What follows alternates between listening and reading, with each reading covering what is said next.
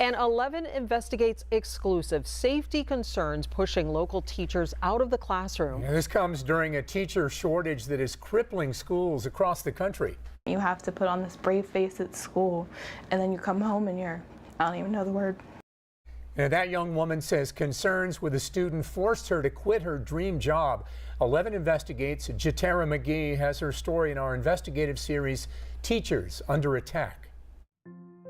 I just had a lot of anxiety even walking through the door. What's going to happen to me today? The stress of Haley Hannon's teaching job turned into crippling anxiety. Her dream was to make a difference for kids with special needs. It quickly became a nightmare.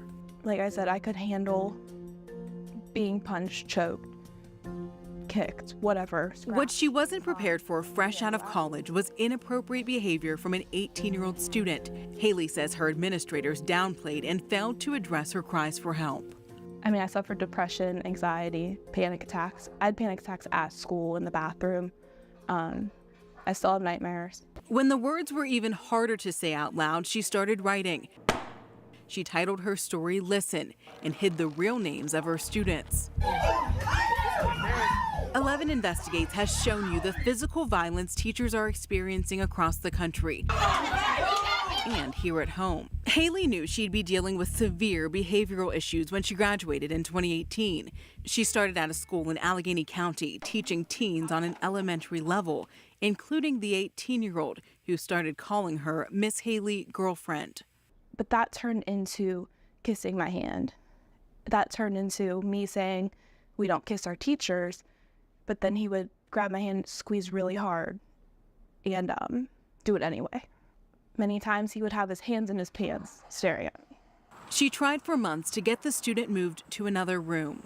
I brought it up, I asked, but I was told there was higher priorities. Haley resigned in 2020, her health forcing her to turn the page on teaching.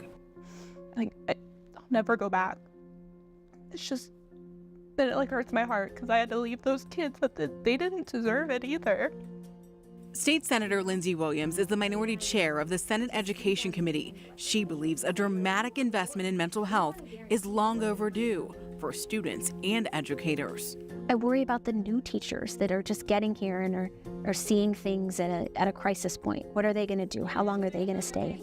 You know, I've had educators share with me that they have, thought about suicide. In our survey of thousands of teachers, 59% said there aren't enough resources to address violent behavior. Among Pennsylvania teachers, 63%. We aren't really putting our money where our mouth is in terms of addressing it. Representative Emily Kincaid says in Harrisburg, they're talking about the crisis. The problem is getting lawmakers to agree on solutions and act. We shouldn't be just throwing money at the problem. But if we're not supposed to throw money at the problem, how do we solve the problem? And nobody's actually been able to answer that question. For educators planning their next chapter, they want their experience to influence change, for their stories to be more than a good read. It's not okay, and I don't want it to happen to anybody else. Now, Haley says she's doing better than when she first left, at least. And you can see how much this has impacted her even 4 years later. Senator Williams doesn't have the power to call a hearing on teacher safety, but she tells me she would support one. Jatera McGee, Channel 11 News.